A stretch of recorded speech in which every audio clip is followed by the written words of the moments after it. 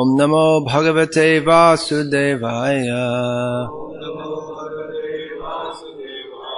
Om Namo Bhagavate Vasudevaya. Om Namo Bhagavate Vasudevaya.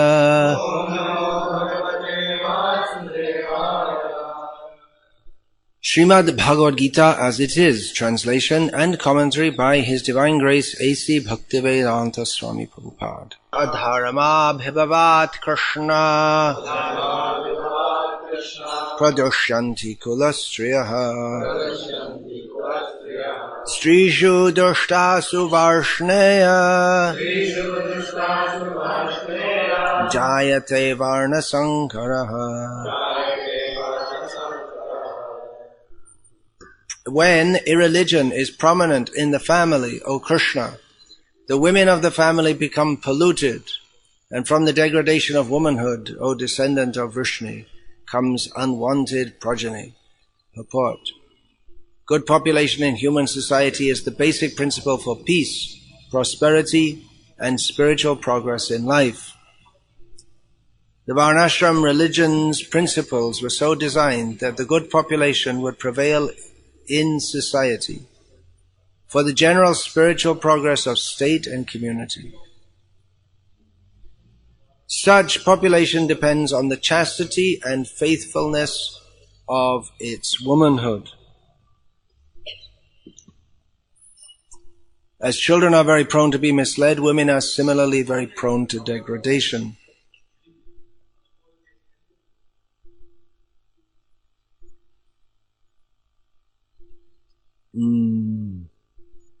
Therefore, both children and women require protection by the elder members of the family.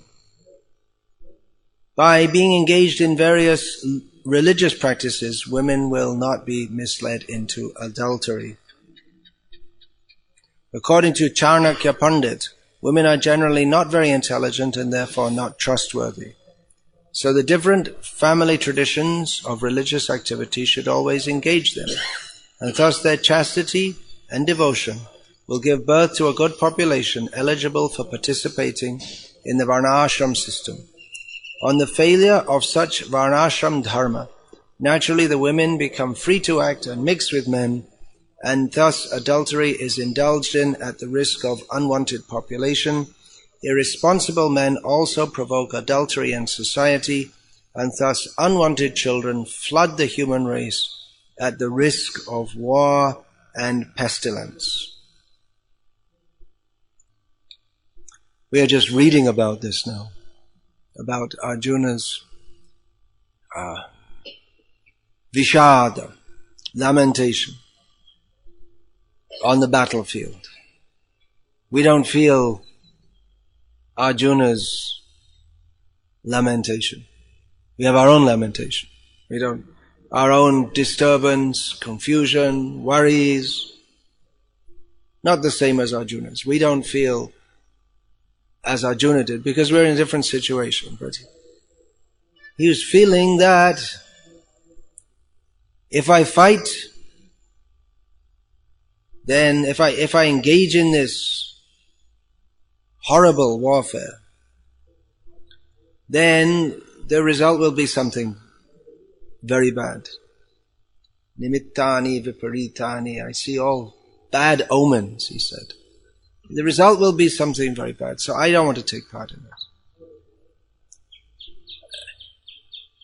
He didn't seem to think that he'd be able to change the whole course of destiny. He didn't seem that he was thinking to go around and make a last-minute peace negotiations. He didn't think that. He thought that, well, maybe if we decide not to fight, that the sons of Dhritarashtra will just kill us unarmed. But even that would be better than taking part in this fighting. But at the same time, he wasn't fully satisfied with his own decision not to fight. Either way, he would have to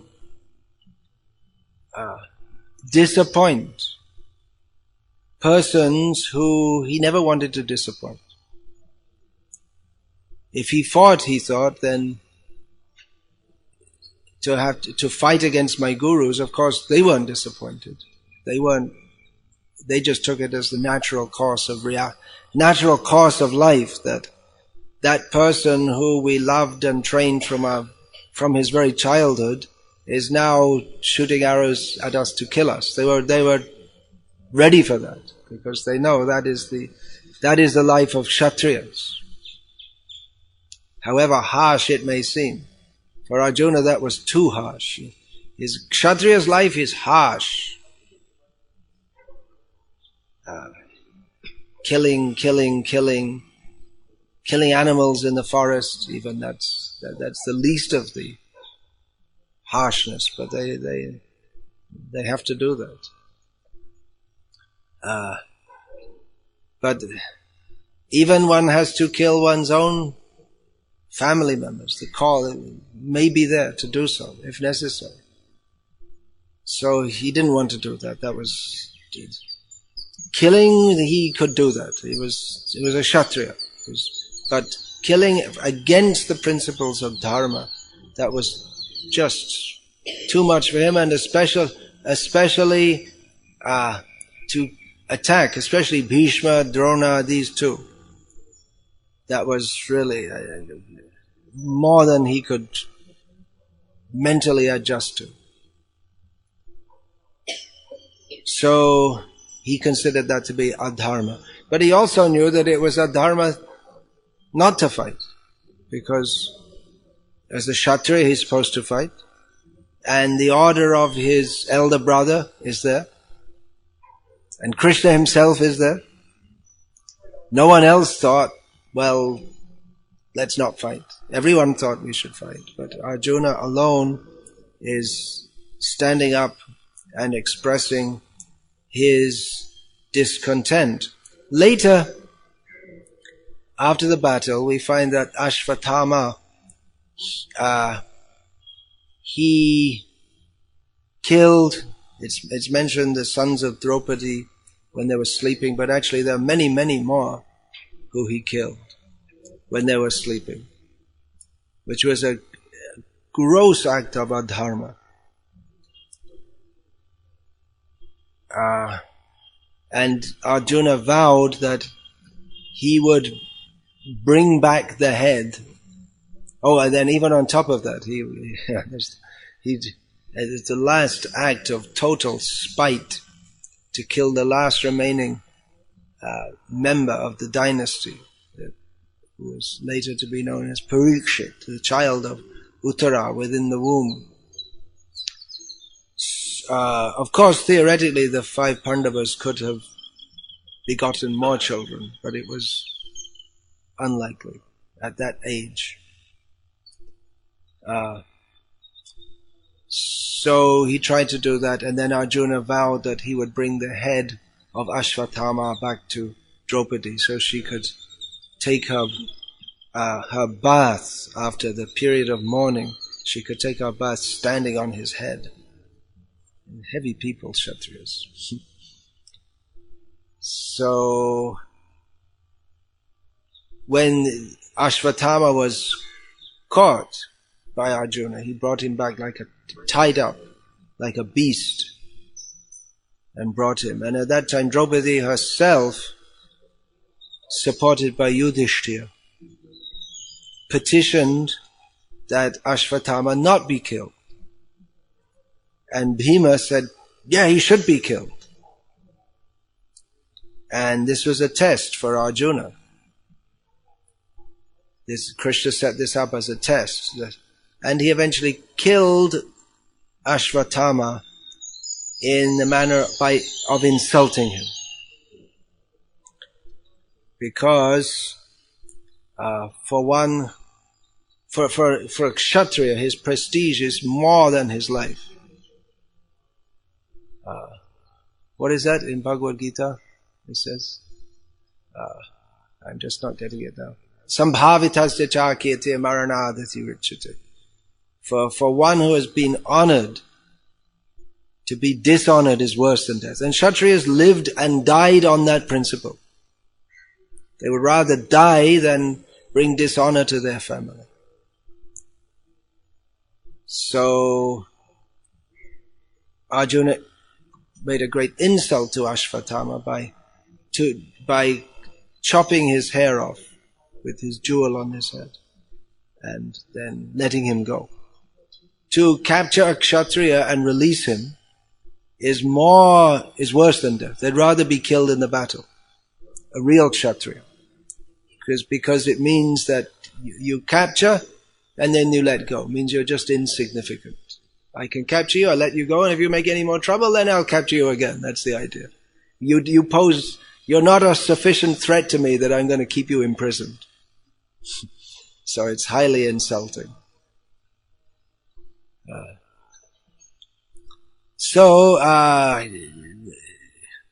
Was this a test also? Krishna, was he testing Arjuna that by telling him or putting him in that situation, now Arjuna is coming out with his noble thoughts.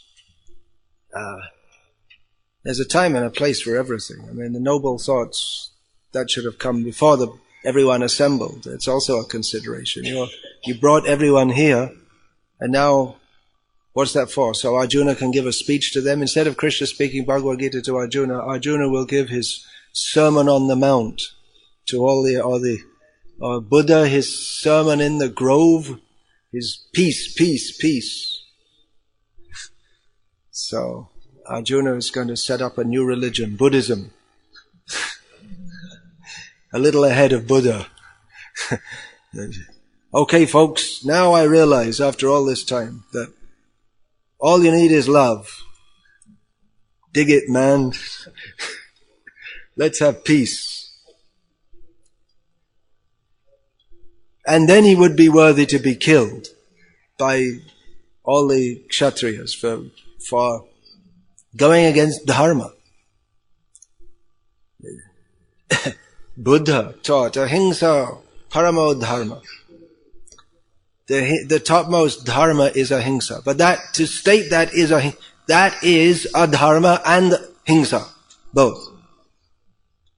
To state that the topmost dharma is ahimsa, at least in the context that Buddha meant it, that in itself is adharma, and it is himsa also. Because to promote ahimsa as a principle outside, independent of everything else that constitutes dharma, and to place that on the top without reference to Krishna, then that is, it just places dharma within the worldly platform. It creates a dharma, which is Buddhism, which is just on the bodily platform of being good in this world.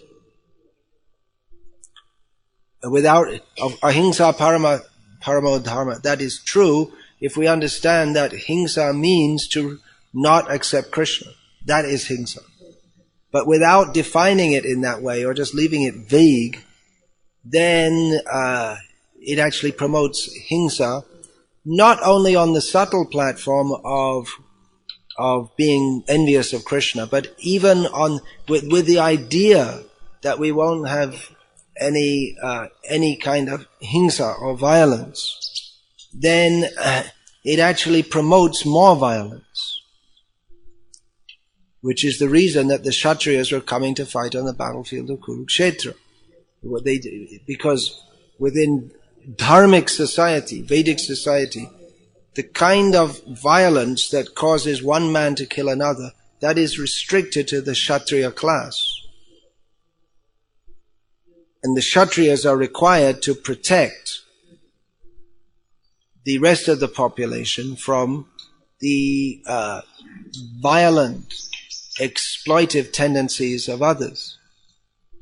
So if the problem of himsa, of violence, if it is not dealt with according to the Vedic system, then it just gives more opportunity to the exploitive people to be exploitive, and they'll involve the whole population in acts of violence, in wars.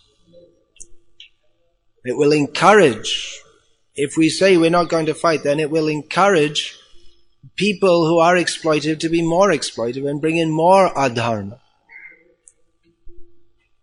So Arjuna's proposition sounded very nice, just like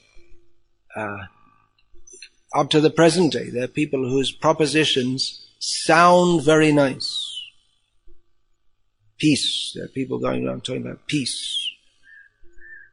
But they promote hingsa, eating slaughterhouse animals. Peace, love, but they don't know which are very good principles, but they don't know the foundation of these principles. And thus, in the name of promoting peace and love, they actually promote, the actual effect is something different. Now, one of the main effects that Arjuna was afraid of is that by not protecting women, then they will become polluted, and the resulting population will be Varna Sankara, which Srila Prabhupada translates as unwanted population. In the modern, traditionally people like to have children. They think it's a good thing to have children, but nowadays unwanted to have children. We don't want any more children. We don't want any children. Children just a nuisance, and so you have to work so hard. Then you can't pursue your career as an aeronautess or something like this. I wanted to be the Prime Ministeress, but instead I had to have these children. Didn't like to, but that stupid husband forgot to use his condom. And I couldn't be bothered to have an abortion because I was busy in my project, in my career. Anyway, send it to day school. Guess we gotta feed it. Anyway, make the best of a bad bargain. Make sure it becomes a PhD. So force the little wretch to study hard and be a PhD. Then we can show off to others. Our child is a PhD. So unwanted children who create a chaotic situation in human society. Because just like the animals, they can sense if the owners of the animals or those who are their guardians are going to kill them, they can sense that. And if they're not going to kill them, they can also sense that. So children can understand if they're wanted or not wanted. And if they're not wanted, then that reflects in their whole attitude toward life. And they don't care to mistreat others. Because for them, there's no such thing as proper treatment. They never had it. The parents think, well, I did everything for my child. I gave them iPods and smartphones and everything they wanted. But because the consciousness is there that, well, sense gratification is the goal of life. Sense gratification comes from gadgets. So just give some gadgets to my children, they should be satisfied. But they're not. They never got their mother's love. So they grow up in an angry mood. And they don't care. They may not care even for their own life. They may not care. Now, yet another case of shooting in a school in America. And this one seems to have woken people up a bit, because there's a lot of talk about at last putting, if not a complete ban on gun ownership, something should be done. The idea is that. But it won't work. There will be I'll make a prediction. I'm not an astrologer. But this horrible phenomenon of school shootings in which many children are killed, it won't stop. It will spread. Whatever their ideas of having guards in schools, you're going to have guards everywhere. You're going to have guards in the homes, guards on the street. It's an impossible situation, and you can't even afford it. What are you going to do? Maybe the guards will kill the kids also. They're armed. They'll have to be armed, or they'll rape the kids, or who knows. It's just. But what is the underlying fault? The American Rifle Association, which is the main body which is standing opposed to gun control, more stringent gun control. For instance, that to make it, at present in some states in America, it's easier to buy a gun than to get a driving license. So there's not much control. You can legally own a gun, you can just go and buy one, whereas to get a driving license, it's stricter to buy a driving license. So it's the idea, make more controls. So the American Rifle Association has agreed, okay, we'll agree to think about it. Before they didn't even think about it, because they say a man's right is to have a gun. So you've got to defend yourself, principally against the government. That was the idea. In the American psyche is an inbuilt distrust of the government. The government becomes too powerful. They take away our freedom, because America was built on people coming for the sake of religious freedom and then setting up ranches, and they didn't want someone from outside just coming and dictating everything to them. So the gun is their symbol of freedom. So they say that they want to look into the issues of, they say that we're willing to look into this, but you also have to look into other factors such as video games, which are mainly games in which on the screen you just blast some creatures, human or non-human, imaginary or realistic. You just kill them. So children get the feel of killing, and it's just it's a number of points you get in the game. Kill someone, you got some more points. Oh, it's good to kill. That's the idea they get. And mental health. Look into the issue of mental health.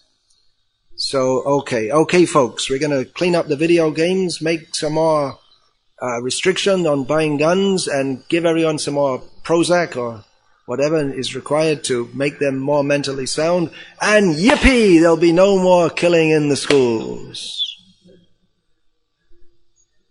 They're looking toward the deeper causes, but the underlying cause is the attitude of not wanting to surrender to Krishna. Now that's a bit, that might sound a bit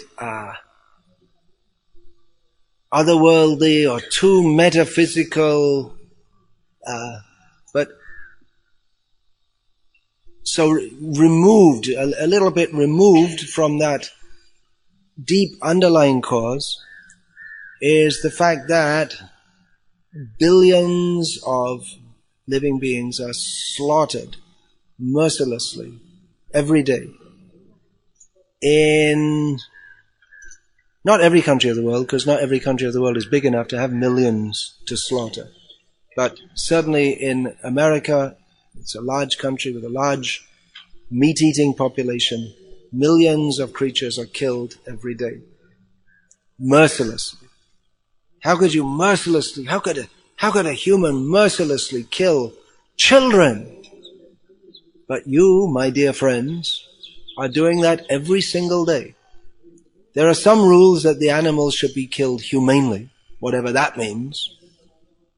That means that the cow is being taken to slaughter, the cow is protesting. Don't worry, we're going to kill you humanely. Is that, you could say, well, Maybe we should make a law that if you're going to kill kids in a school, you should do so humanely. You should first of all take a course in how to kill with one bullet. Not that you have to hit them with 3-4 bullets or leave them bleeding to death. People may think, if they listen to this lecture, what kind of a lecture is this? This is horrible. But it is horrible. But what you are doing is horrible. The male chickens that are born in the hatcheries, they're just immediately thrown into some grinder because they're useless. No use to them. There are some laws for regulating the killing of animals, not for birds. There are no laws. You can jump up and down on them, which we've seen clips of stomping in the hatcheries, as they call them in India, the poultry farms. People just stomping on the chickens. Because anyway, they're going to go and it's time to kill them, so just stomp on them. No rules. Are there any rules for fish? It's so that to protect one nation's fishing rights against another's. That's all. So it's not unconnected. It's very much connected. That you can kill. Then you can kill. You can kill in children in Pakistan.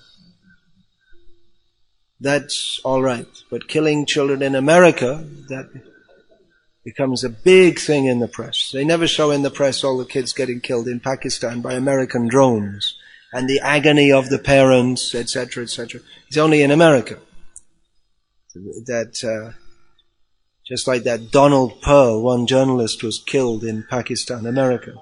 Big thing in the newspapers.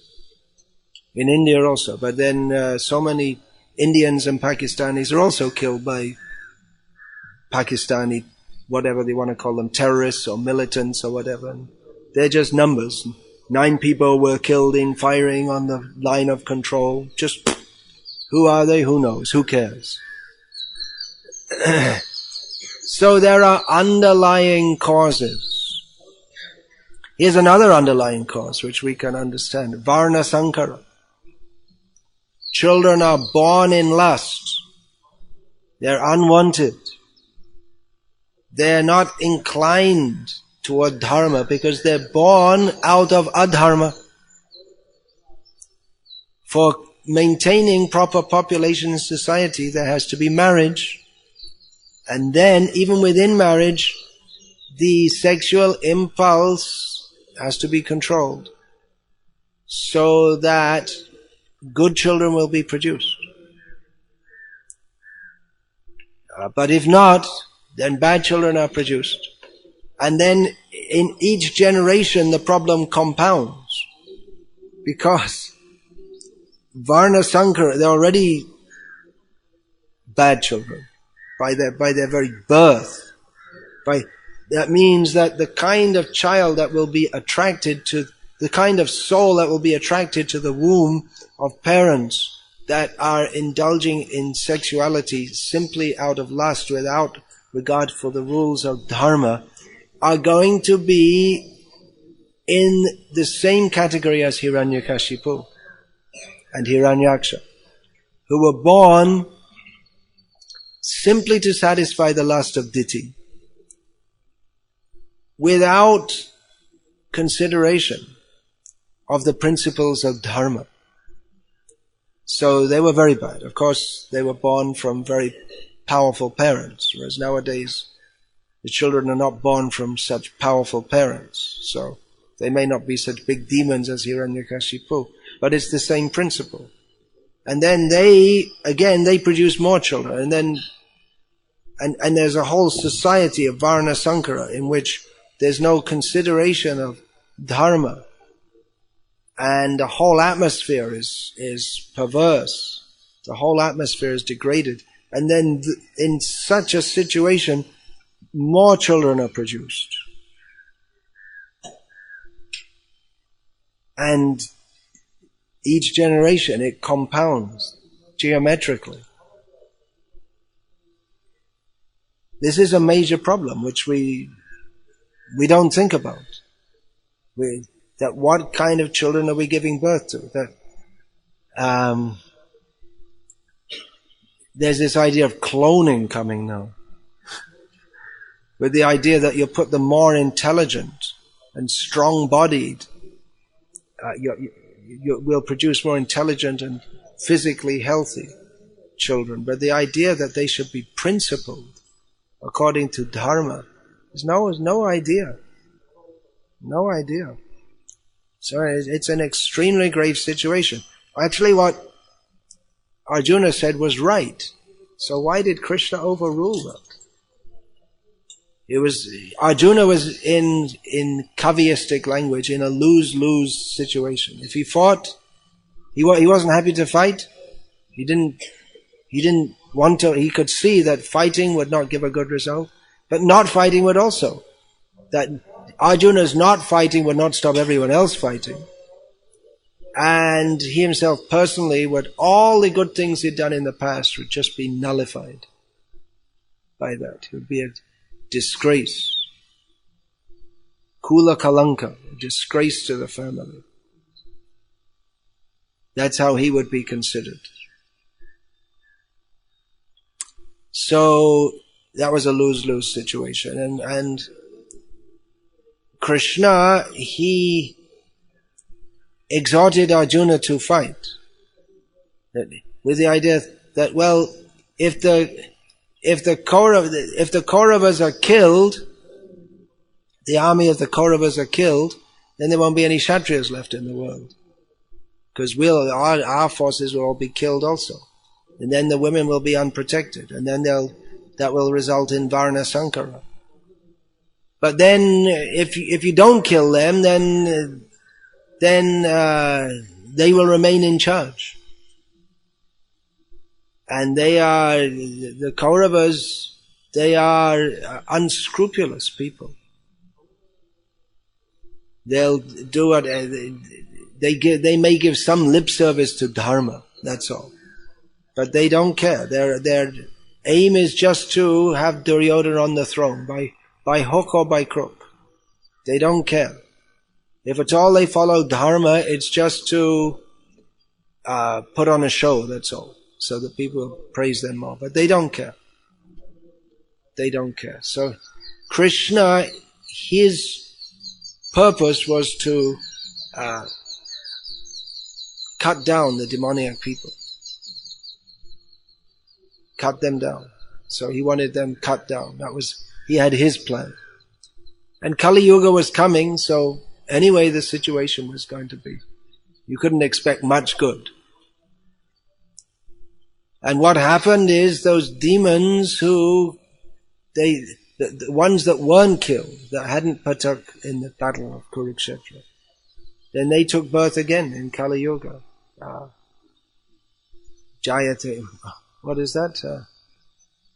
That verse, the Jayate Brahma Yonishu, Kalo, Rakshasim Kalamashrita, Jayate Brahma Yonishu. That taking shelter of the situation, or taking advantage of the situation in Kali Yuga, the demons who were not killed in the battle of Kurukshetra, they were born as Brahmins in Kali Yuga. Which doesn't mean that every Brahmin in Kali Yuga is a Rakshasa, but the intellectuals, the misleaders of the world, some of the worst ones, they were previously demons at the time of Krishna's appearance who didn't have the good fortune to be killed in Krishna's presence. So,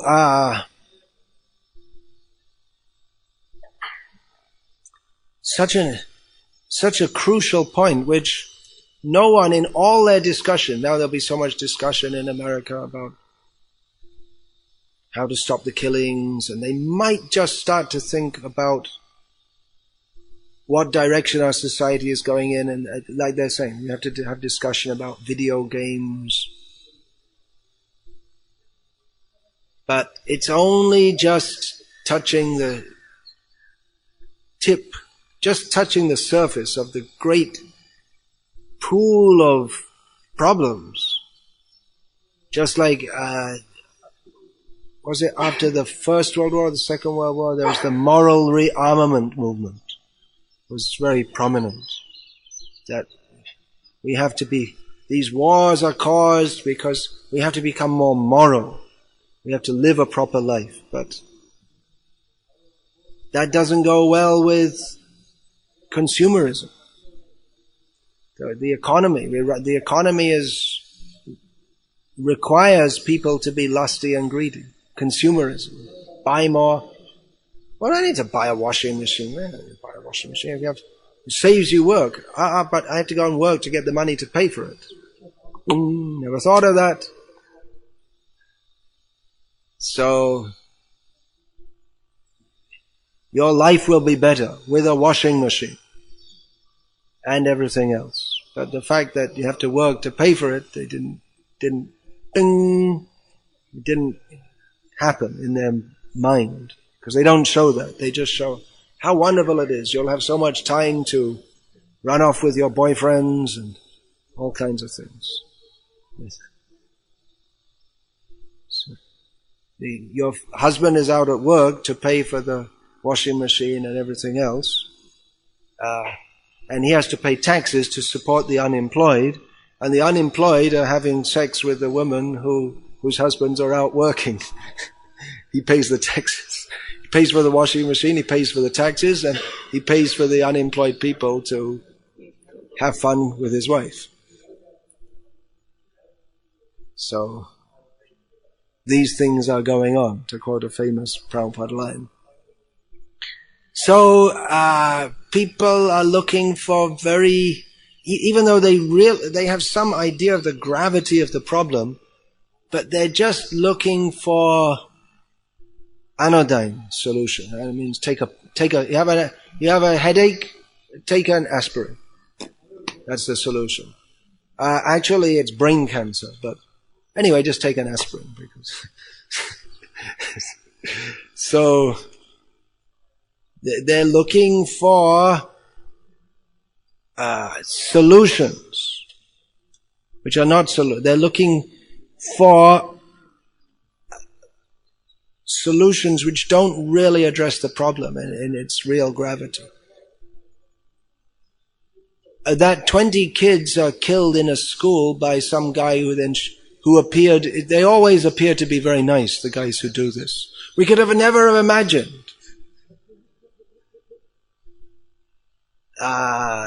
You never imagine. But now you should start imagining. And every single person is a potential threat. And then, so now, last time I was in England, I was told, parents don't allow their kids out to play in the evenings. They keep them at home. Because they think it's too dangerous to allow so kids are like prisoners in the home. Then they go to school, and they come home, and they're not allowed out. They're like prisoners, because it's too dangerous. So another killing of this type has taken place. Shows that there's something extremely seriously wrong with the whole human society. But they want to make some adjustment, just some little adjustment. They don't want to search very deeply to the depth of the problem. Our whole society is rotten. Why don't they see that? That our whole society is rotten to the core. If this happened once, you might think it's an aberration, which means something unwanted and unusual, something out of the norm. But when it becomes the norm, it becomes 1, 2, 3, 4, 5, 6, 7, 8, 9, 10, and counting, number of times that it happens, then you can understand the whole society. There's something seriously wrong with the whole society. They don't want to address that. They won't be able to, because they're all Varna Sankara. They can't see their own hypocrisy in killing millions of animals and in making wars to support their economy with the oil. We need to invade Kuwait, Iraq, Afghanistan to keep the oil flowing. They don't see the point. And killing, collateral damage means you kill a bunch of civilians, women, children. That's called collateral damage. Sorry, didn't mean to, but we need to keep the oil flowing. So they don't see the inherent hypocrisy and evil, the current of evil that runs through their whole society, that they're willing to kill for sense gratification. And kill and kill and kill. Is to maintain their sense gratification society, killing is it's unavoidable. So they can't face this. They can't admit to it. They don't understand how the laws of nature work. They don't understand how serious is the human birth, how we're supposed to use the intelligence given in human birth for promoting and cultivating Krishna consciousness. They don't understand that. They take it very lightly. They take it as axiomatic that we are in this world to enjoy it, so we should do it. That's all. And when things don't go right, then they try to make some adjustments. But they don't know the laws of nature, that if you kill, you will be killed. If you exploit, you will be exploited. If you promote lust, greed and anger, you can expect, you should expect a highly disturbed society. But they don't understand this.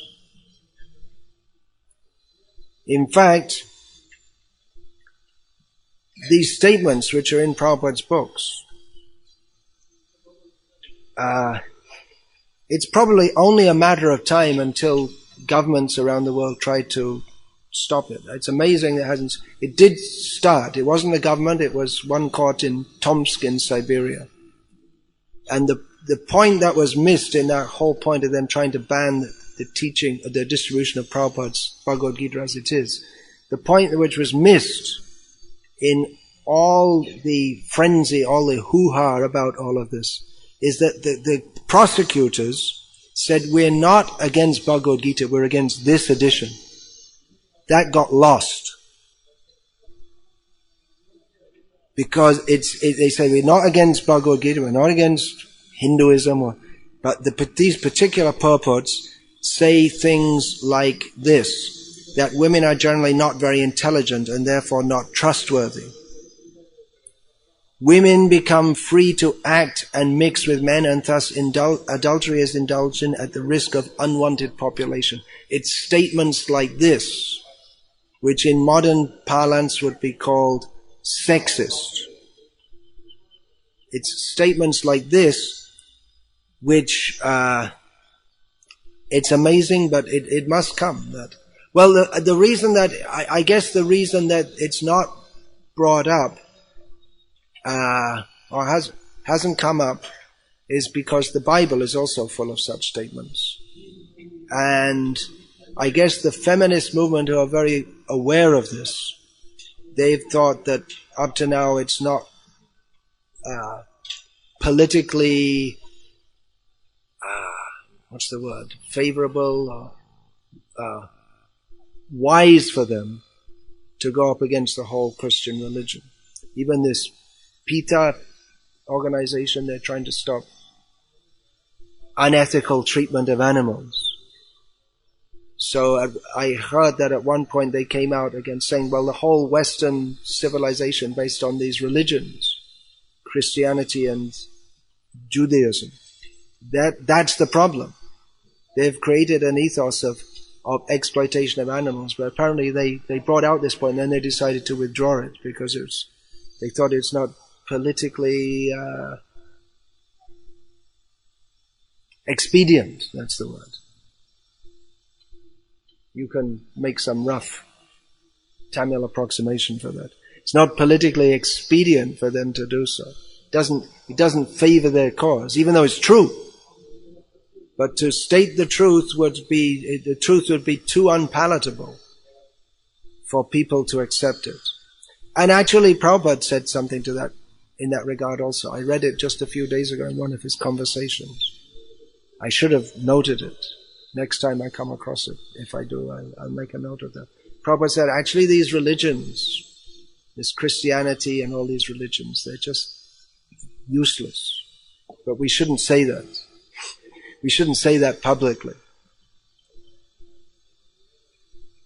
We can speak against the principles that they promote.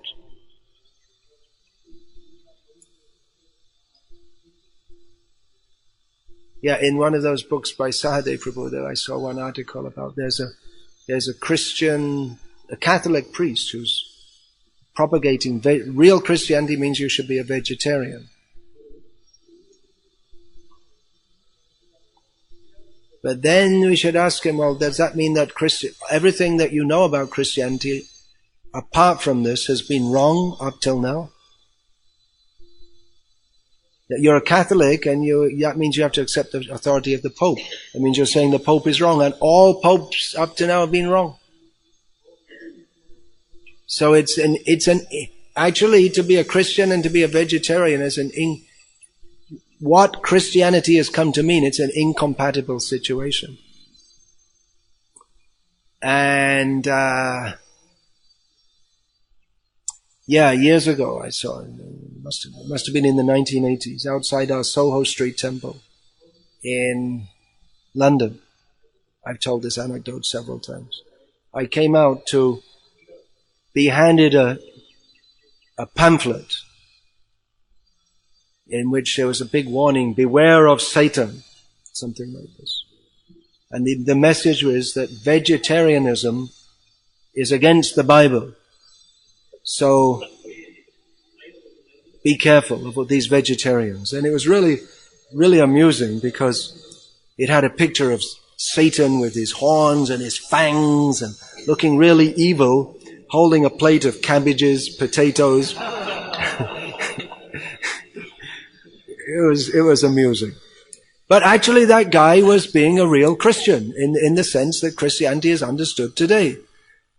Not as Christ taught it, or not as we think or hope that Christ taught it, but to be a Christian, you have to be a meat eater.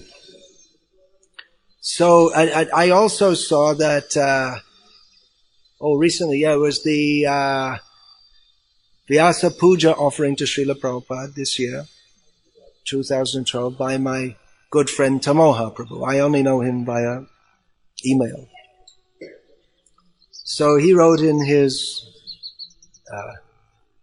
Vyasa Puja offering that he was just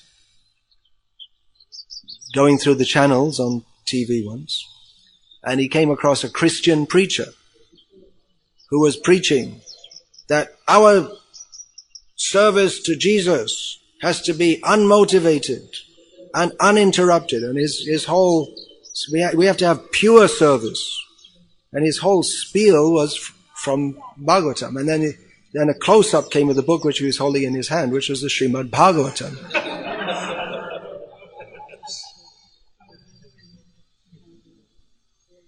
But then if he was real, that's good in one sense.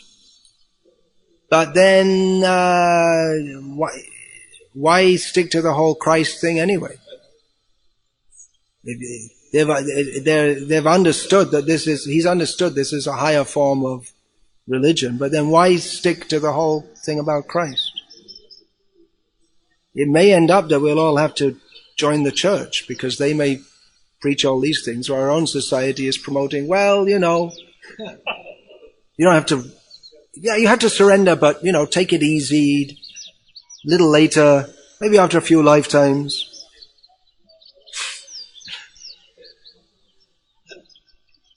But it won't be. Either watering it down or jacking up the Christianity.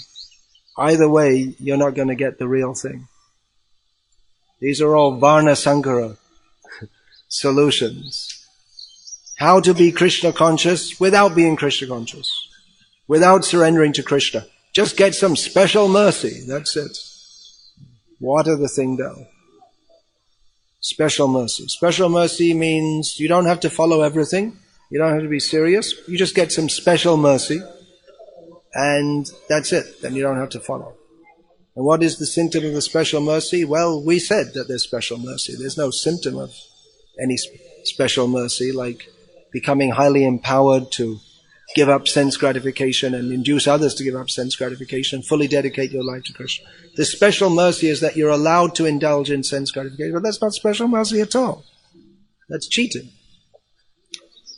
So these are all Varna Sankara, ideas that come out of Varna Sankara brains, the intelligence by which people are intelligent, but their intelligence is used for things like making video games of killing people. No doubt it requires a lot of intelligence to produce the hardware and software that produces video games. But that intelligence is used for promoting something horrible. And this is what you want your kids to grow up with. That they rush home from school so that they can get on their computer and play video games in which they take the role of God.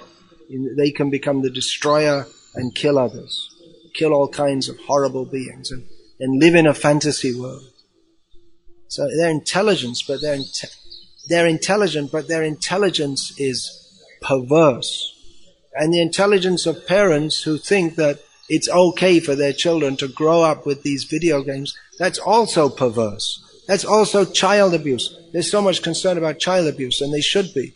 But to allow your kids to use these demonic video games, that's also child abuse.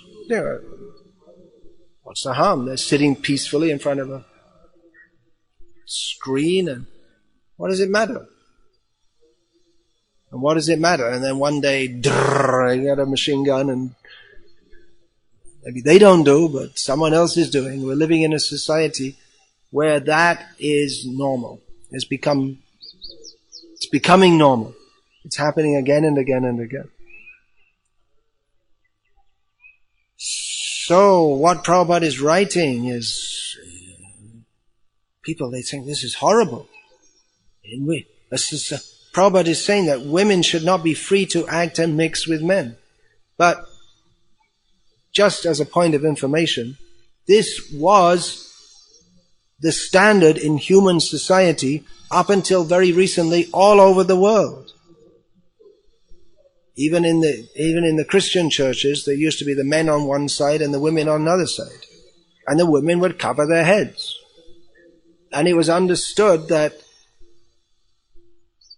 men and women, unless they have a close family relationship, they don't just mix with each other and talk with each other. Even within the family relationship, the women, at least in Indian culture until recently, the women would come and serve the men, whatever it is, tea or whatever, and go away. That's all. He wouldn't talk with them. Men and women talking, that was allowed under some certain situations. That's all. So, but what Prabhupada is writing here, people today, they can't relate to it at all. And the propaganda is that for the whole of civilization up to now, there was this exploitation of women, but now we got it right. And women are free, it's your own body, you're free to do what you like with it. So some unwanted tissue starts forming within your body as a result of that. I'm not sure whether it was that drunken night or the other drunken night. But anyway, there's something going on down there. Okay, it's unwanted tissue. It's just like a tumor. So you have an operation, it's a simple operation, just remove it. That's all. That's what they think. Horrible mentality. Demonic mentality. That women should have the freedom to mix, and then they should have the control. The natural result of mixing is that there'll be pregnancy, and then you control it. It's up to the woman what she wants to do. You shouldn't say that is not allowed, so they can just go have an abortion. And it's just tissue, that's all. And the animals that are slaughtered, well, it's just some Just some chemicals, that's all. And the kids that are started in the school, oh, our children.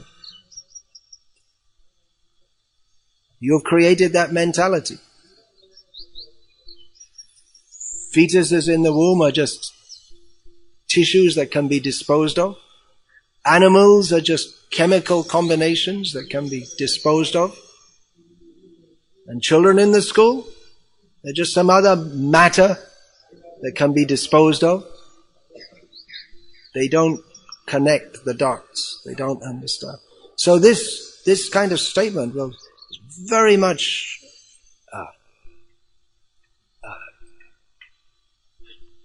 disliked, abhorred by people with a modern outlook.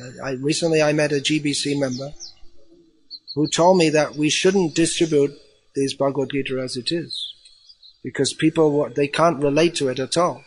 We should distribute other books, and then later we can bring people in and later try to explain to them. So I can understand the reasoning behind that, because this is the way people think nowadays. This kind of saying, oh, women not allowed to mix with men. That means you want to exploit them and control them. Control, yes. Exploit, no. Whereas your way is that you understand that men and women should mix freely, so that men can freely exploit women, or the women will control the men. It becomes open gender war. That's what they call it, gender wars. So we should have freedom, so people can do what they like as much as possible. But what is our responsibility in human life? To bring children into the world who can understand the principles of religion. There's a major responsibility that goes along with the sexual act. But sex, like everything else, is considered simply for pleasure. So everything for pleasure, video games for pleasure. But I'm not satisfied. I've killed dozens, hundreds, thousands of people on computer screens, but they're only simulated screams. And we can't smell the blood, and we don't see real faces writhing in agony. So to get the real thing, let's do it. Let's go and kill a real person. Then we can. And whatever happens after that, what do we care anyway? But just once in my life, let me enjoy the pleasure of seeing the faces of the mothers. Let me enjoy that. Who knows what the mentality of such perverse people is? But the point, they're thinking that these people are perverse, but the whole society is perverse. Who is guilty? Every single one of you is guilty. Who is it? Who is guilty? The president of the country? The American Rifle Association? Who is guilty? Every single one of you is guilty. You're all guilty. That they don't want to face. And what is the solution? Well, the solution in Kali Yuga is Hare Nama, Hare Nama, Hare Nama, Iva Kevalam, Kalo Nascheva, Nascheva, Nascheva, Gatiranyata. Chant the names of God. The people with perverse mentality, they can be purified by the chanting of the holy names. But we have to introduce this Varnashram to try to create good population by people who are trained in understanding the principles of religion. We introduce the chanting of the holy names, and then when people's consciousness is somewhat purified, we have to train them in the principles of religion. Otherwise, they'll chant the holy names and still have all these wrong ideas. And then they'll act contrary to the principles of religion. And then the chanting of the holy names will become, in their understanding, another outlet for their sense gratification, because that's all they know, is sense gratification. Human life is meant for sense gratification. So we'll chant. Yeah, we like chanting. So let's try and make the chanting more and more pleasing to our senses. And so that we can have people chant, verbally chanting, but the mentality remains the same. The mentality of exploitation and that I am to enjoy this world. So from that mentality, surrender to Krishna, that will never take place. To accept the codes of dharma, understanding them, that why we need to do this, why women need to be protected. People won't understand, and they'll take that protection to be exploitation. And if people who are doing the protecting, they also don't understand the principles, they'll also take protection to be exploitation. So adultery is indulged in at the risk of unwanted population. Adultery. These words are from an archaic dictionary. Adultery, sex indulged in out of wedlock, by married people out of wedlock. But such words, adultery, fornication, they're going sodomy, such words, they're not used because they carry a pejorative connotation, but it's no longer considered something wrong or bad. It's just considered normal. Wrong, yeah, but then that's why there are divorces. That's all. You just get a divorce, that's all. You found your husband was cheating or your wife was cheating, so get a divorce. Marry again.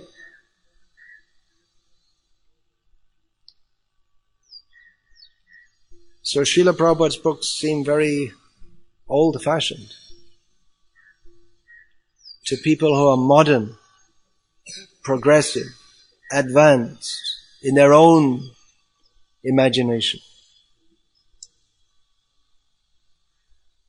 But these are very serious points. If this kind of population is being produced, we can expect society to get worse and worse and worse and worse. And the only solution is the Krishna consciousness movement. No one else understands. Christians, Muslims, Hindus, they don't understand these principles of religion. So it's incumbent upon ourselves to understand this and educate others about this, about these principles. How serious is this human life? How serious is this Krishna consciousness movement? Not reduce it to some pantomime.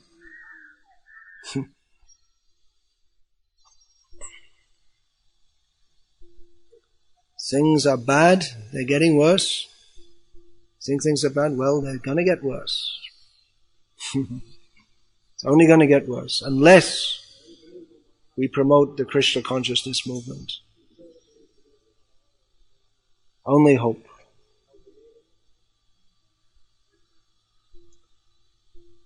So, any question about this? The caste brahmanas, can you speak a little loudly? Caste brahmanas are what? Are giving meaning? Mixed varnas, yeah. Yeah, mixed varnas. Yeah. Nowadays it's not mixed varnas because kalo shudra sambhava. Everyone's a shudra, so. Yeah, people who believe in the caste system, they will say, you see, mixing of castes, that's the cause of the problem. But there's no meaning to brahmanas being called brahmanas if they're brahmanas only because they marry within a certain group. The whole culture has to be established also. If they marry within a certain group but their values are those of Shudras and less, then how are they brahmanas? Then it's meaningless.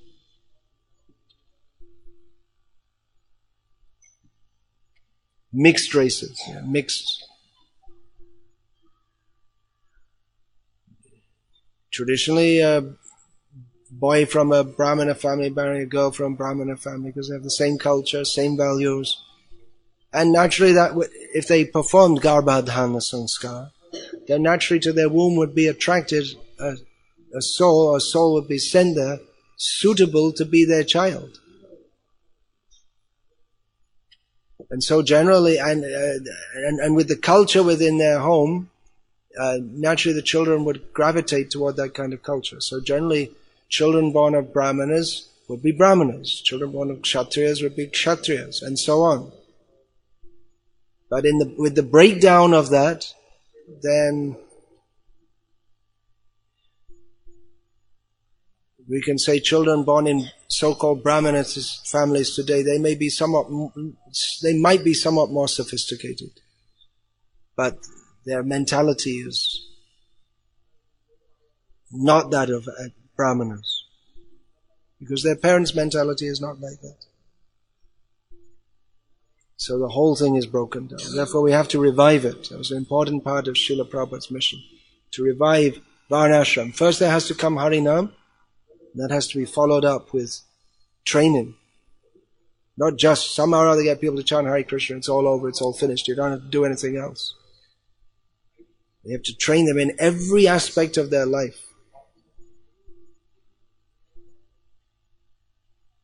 A lot of discipline. People don't like discipline.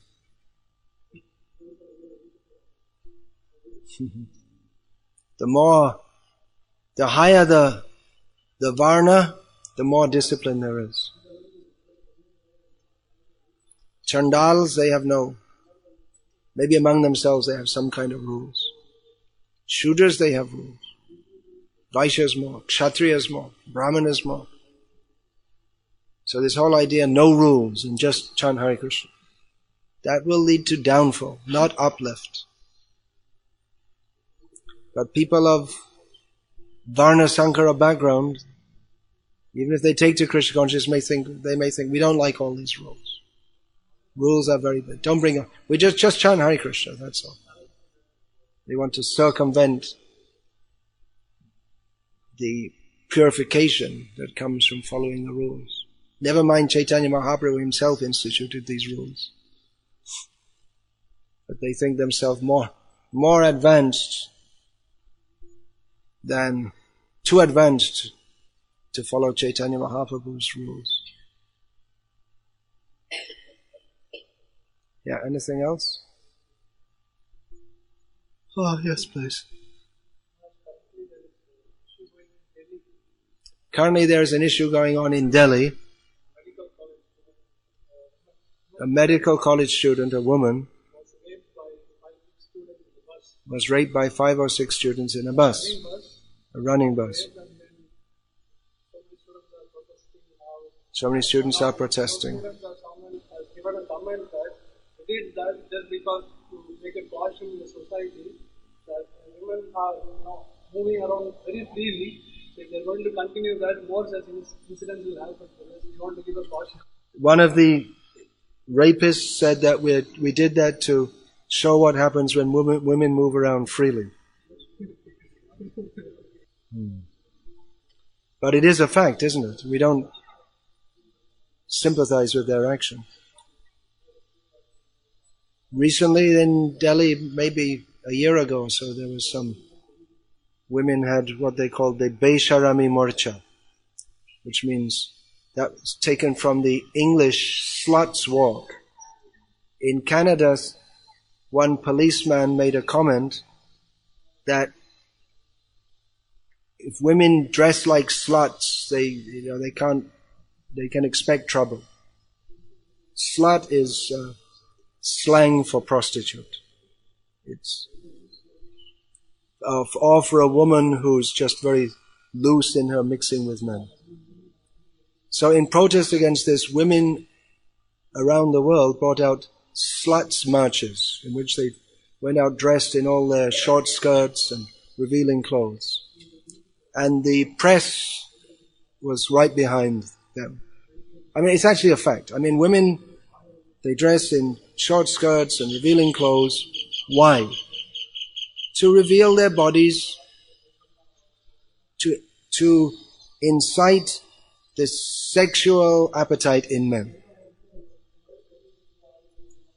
So they have the idea, well, we should dress whatever way we like and do whatever we like, and men should be saints. And we're trying to attract them by dressing like this. And then when we get raped, we complain.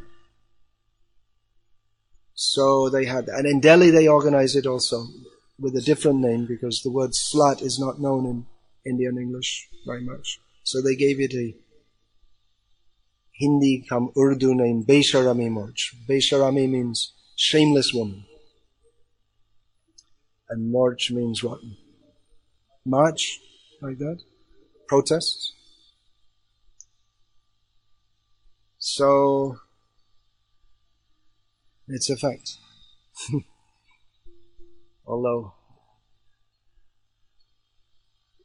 raping a girl is not going to solve the problem, but it is a fact that this kind of thing will happen. You can't mix men and women, especially women dressing in a way which is deliberately provocative of sexual appetite, and expect that nothing will happen.